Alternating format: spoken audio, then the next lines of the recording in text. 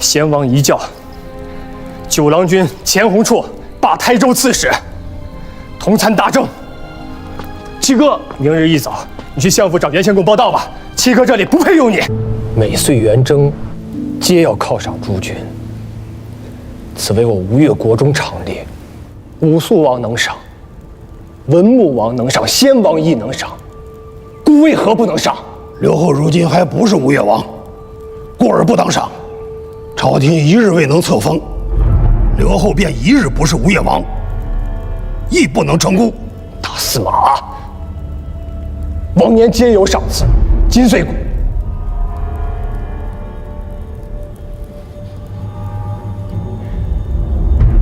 轮到吴做了刘后，偏偏没了赏赐，只怕军中将校心怀怨怼，凭空生出事端来。刘后多虑，军中法度森严，臣受3代先王恩义，执掌诸军，若有宵小干犯军法，臣自诛之。以安刘后，以报先王。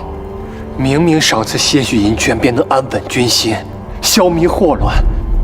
大司马又何必非要杀人？刘后不曾领过兵，不晓军中之事，须知营武之中，最重赏罚。凡赏罚必有名目，必有生规。滥赏滥罚，乃是取货之道。吾方才已经说明白了，这是每年该有的元月赏赐，有名目，亦有成立，怎么变成滥赏滥罚了呢？每年都赏不假，诸军所得，皆是大王所奖。如今刘后还不是吴越王，故而不当赏。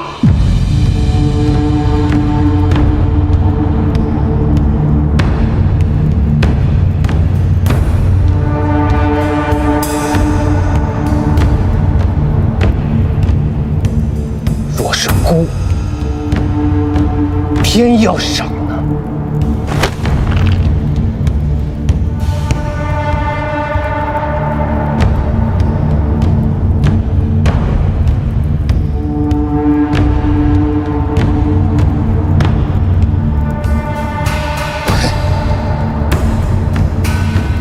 刘后，须知军中不受乱命。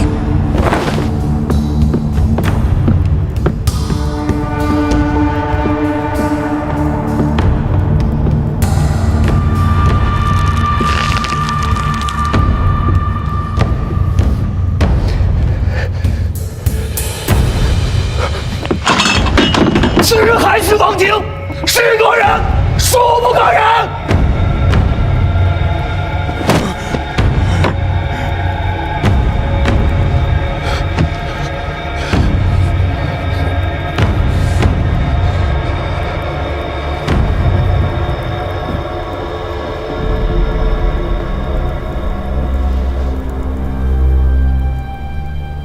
刘后，大司马说的是实话。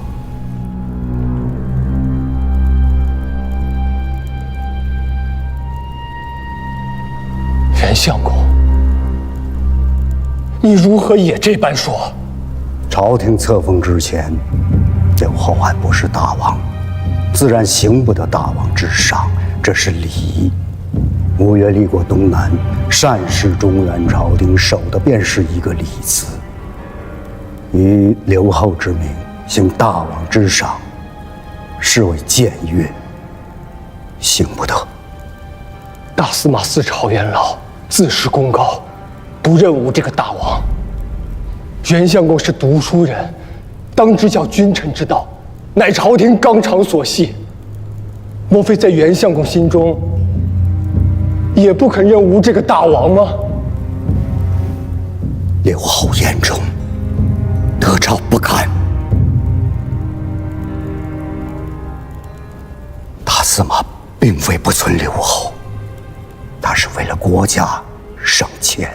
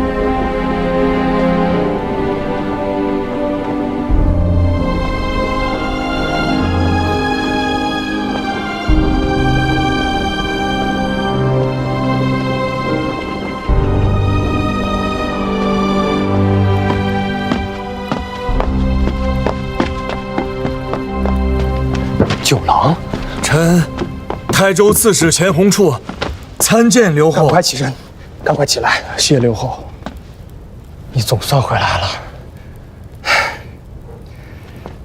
你在台州的事儿，我跟王兄都听说了。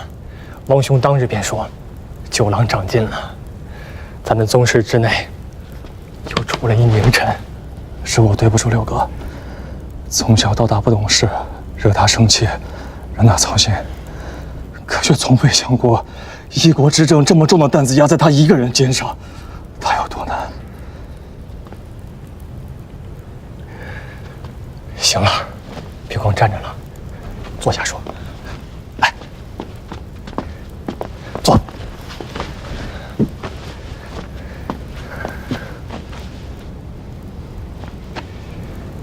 你回来的正好。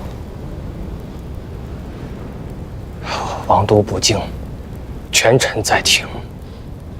我这个刘侯，每日战战兢兢，实在不知道什么时候萧墙之祸立地而起。本来按常理，该有的诸军赏赐，这胡林公硬是给按下不让发。袁丞相偏生还说是在为国家省钱，也不知道在他们心中，这省下来的到底是谁家的钱？赏赐。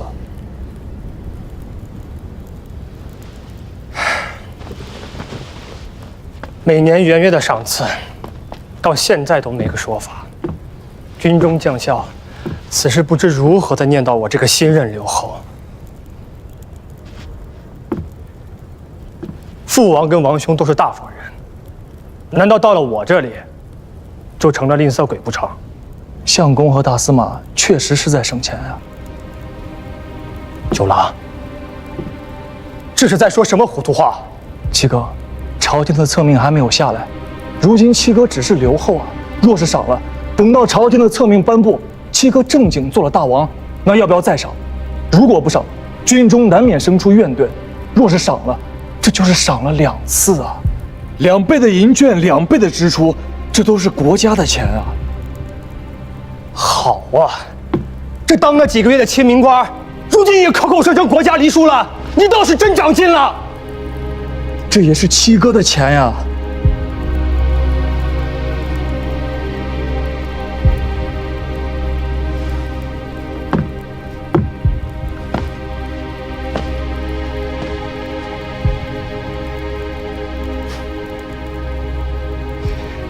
你是真的把我当成什么道理都不明白的昏王了？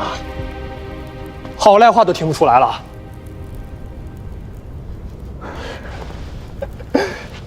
拿酒来，我要与酒郎把酒夜谈。吴越呀是人家的，金银财帛也是人家的，他要赏啊，就让他赏便是了。不当家，难知柴米贵。父亲何必从中作恶人呢？这要让军校听了去，该怨对到咱家头上了。先王死了，我却还没死呢。容不得毛孩子乱了朝纲。九郎回来了。人家毕竟是亲兄弟，或入相府，或掌军机，总得有个安置吧。儿子私下私存啊，这样对老父亲您不利。赏赐诸军的事情，父亲您不如依了他。他毕竟是留后，是现在吴越的军上，面子总须得过得去啊。你是把九郎长军拿走了你老子手上的兵权？哎呦，一个没见过世面的少年郎，父亲自然不会惧他。我怕的是沈城里那些军中将变。九郎君呢，他毕竟他做过官军容使，还有萧山大营的主将，所以不过是吃了饭走走路消化食的光景，便穿成这样。你才多大年龄，身子骨便被掏空了，可怎么得了？父亲，儿子毕竟也61岁了。年轻真好。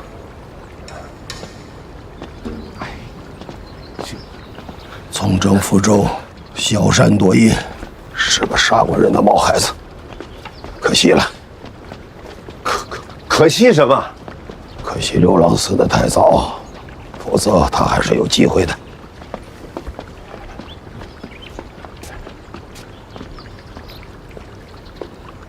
这些老家伙不足虑，这胡令公嘴巴上说的好听，其实未必没有私心。这些年来，我一直在丞相府参掌政务，军中的事一向不怎么插手。可不插手，不等于不明白。赏赐是什么？赏赐便是军心，是恩也。营伍中的囚娃大多都是没有读过书的人，哪里知道什么叫忠也？所以啊，这金刀子就是忠，银锭子就是义。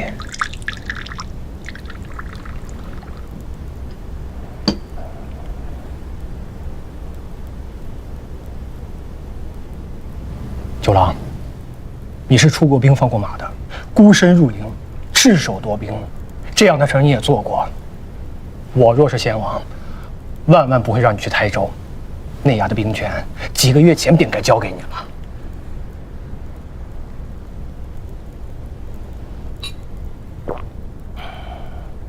你在发什么痴呢？我在跟你说话呢。我想六哥了，我想去看看他。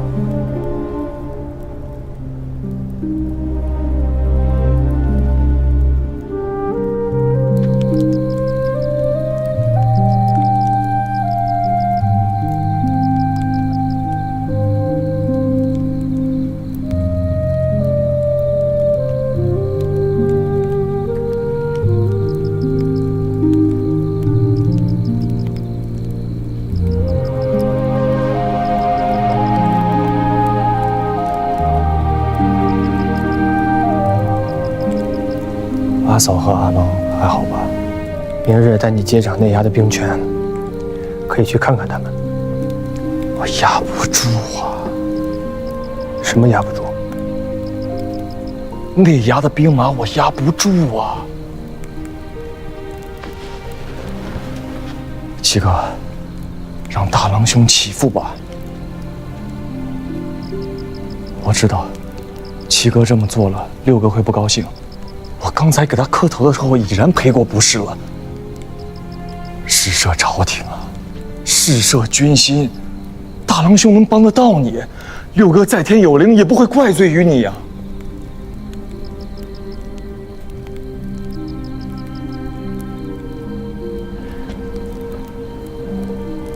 我明白了。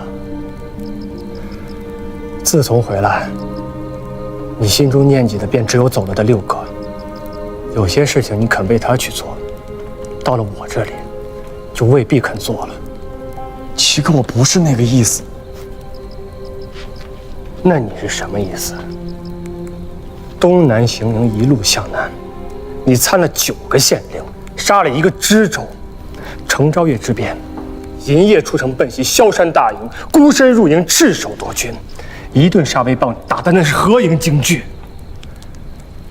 更不必说在汴梁城内崇元殿上，当着契丹天子的面拔出刀子，重伤一阵节帅。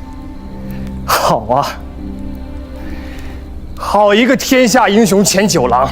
如今你告诉我，内衙军的阿扎汉子，你说你压不住他们，你觉得我该信吗？正是因为在军中待过，弟弟才真正有了自知之明啊！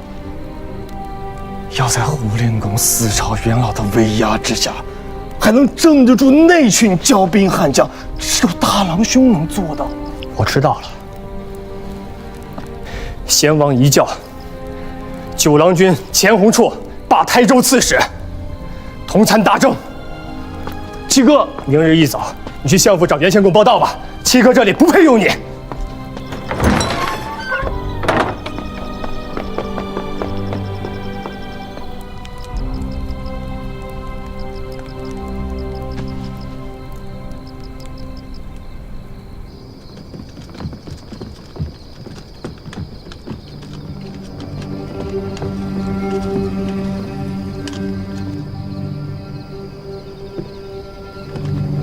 大王要不要传接你？闭嘴！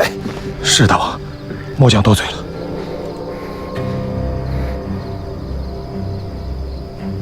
你刚才叫我什么？大王，我还不是大王，是刘后。东南之地，吴越国中，只有一位大王。朝廷尚未册封。朝廷无恩义于东南，而大王有之；朝廷无恩义于末将，而大王有之。程昭月之变，若非大王快要元首，何某依然身死族灭。大王在造之德，末将纵然万死，亦不甘忘。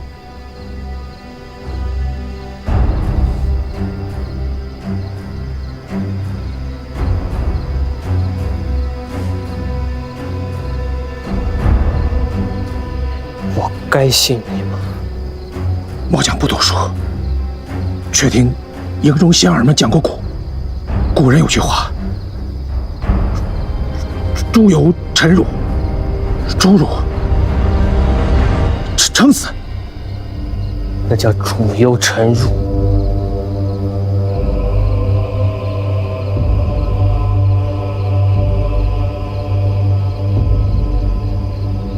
主辱臣死。末将没学问，给大王丢人了。今日大吵，固受辱了。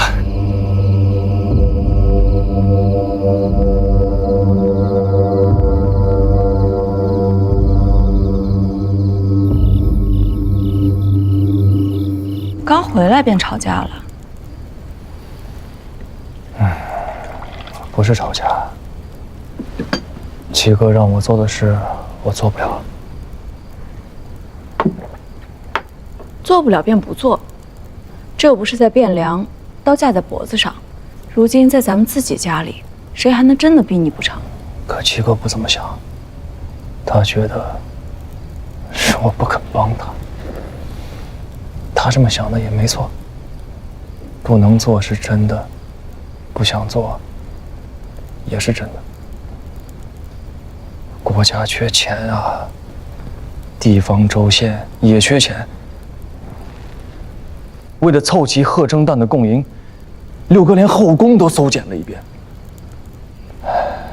如今六哥走了，七哥做了留后，不问州县，不问百姓，不问赋税，不问苍生，急吼吼着要犒赏三军，笼络诸将。胡令公和袁相公驳了他，他便让我执掌内衙兵权，明摆着的呀，让我跟胡令公、袁相公打擂台。我却是既不能做，更不想做呀。那你觉得，若是六哥还在，他会让你怎么做？六哥便根本不会让我做这样的事。他让我做关军容使，是让我为诸军提调粮草；让我去台州，是为了补上之前先征后粮的窟窿。他是让我在做事啊，七哥，是让我在帮他争权。父王在的时候啊，我们兄弟都活在这棵大树的荫蔽之下，不管外面风吹雨打，人间苦厄，都有这棵大树给挡在外面。父王走后，六哥变成了这棵树了。可那个时候我不懂事啊，跟他闹义气啊。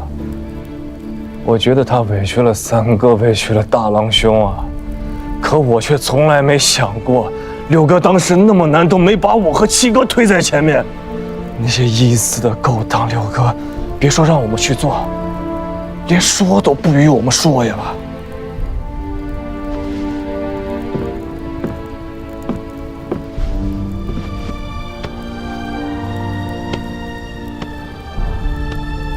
可是如今，六哥走了，七哥是那棵大树了。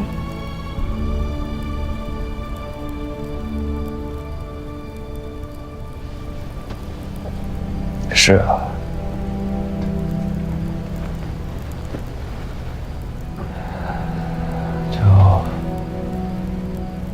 书做书的事，草做草的事吧。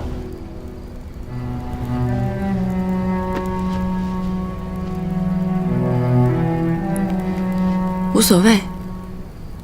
你若是真的累了，连同那个什么同参大政，咱们也不做了，索性一并辞了干净。同参大政不能辞，那是六哥要我做的事，也是我该做的。我姓钱，是宗室。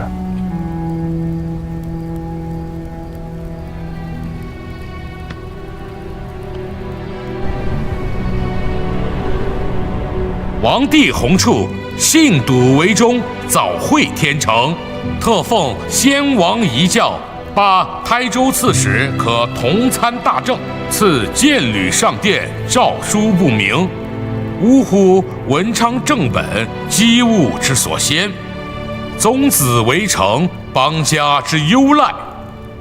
诚我有余之意，量兹义代之情，盖宗庙之储祥，实邦家之共庆，耕土为政之方，用谶治民之典，可主者施行。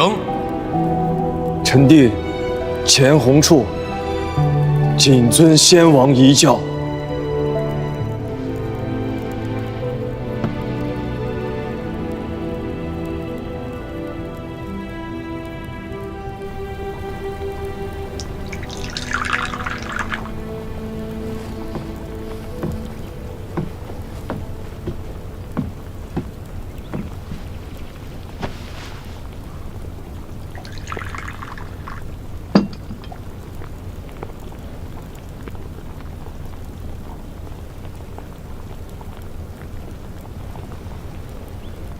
刘后亲自执壶，礼仪过重，臣不敢受。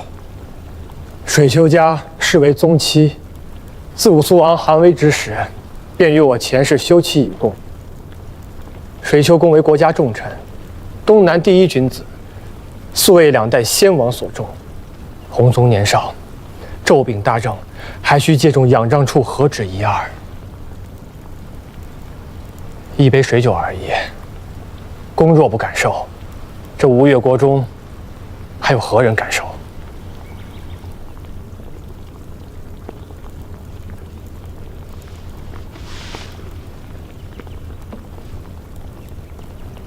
刘后言重了。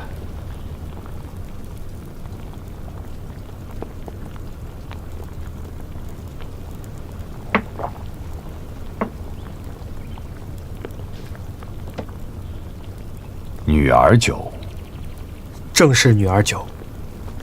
女儿酒是喜酒，刘后有喜事啊。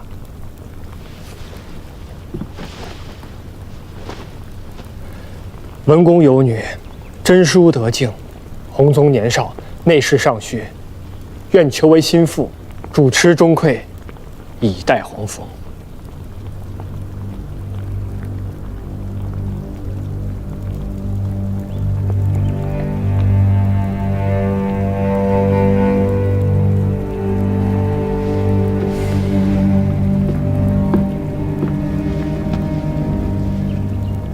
刘后不须如此，臣受两代先王所托付，辅佐刘后，殚精竭虑，肝脑涂地，不辞万死。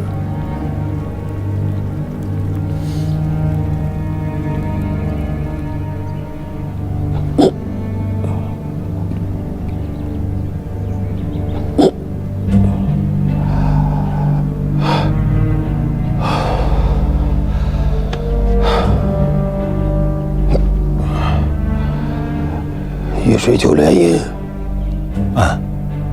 是。刘后今日于功臣堂置酒，求水丘招劝的长女为正妃。这怎么连个媒人都瞧不起吗？真是一代不如一代。水丘氏世代宗戚，在国中知根广大，水丘昭劝号称君子，朝野皆有人望。刘后此举，怕是想借重水丘在军中的威望和部众，权衡朝野，牵制父亲。心急吃不得肉啊，就算生吞下去，也嚼不烂。要闹肚子的，刘后心太急了。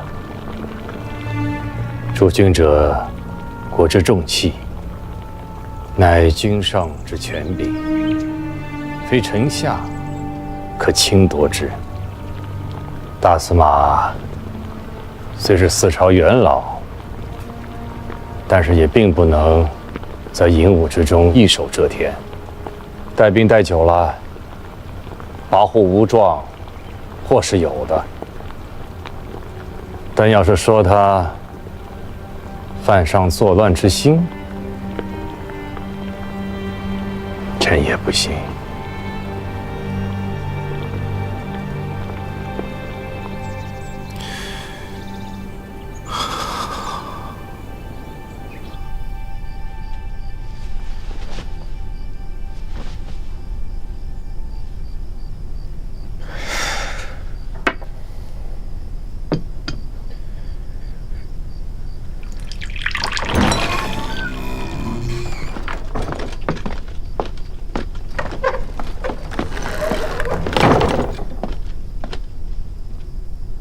回禀大王，末将奉命护从吴兴郡公归府，特来复命。这摆在眼前的事儿，袁相公不信，吴的亲弟弟不信，如今连水丘也不信。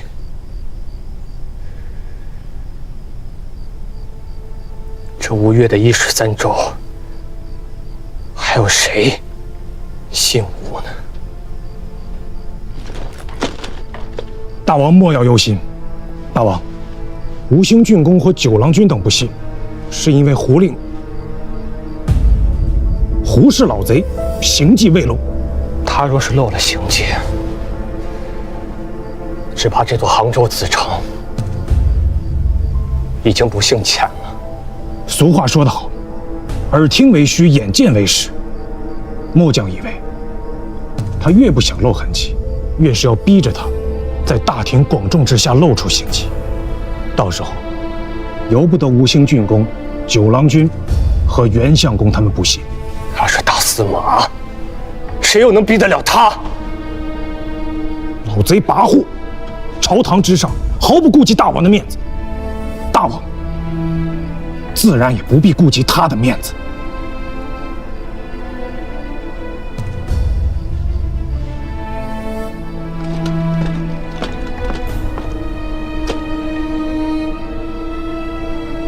明日是中秋节，照例，大王要在功臣堂正殿设宴。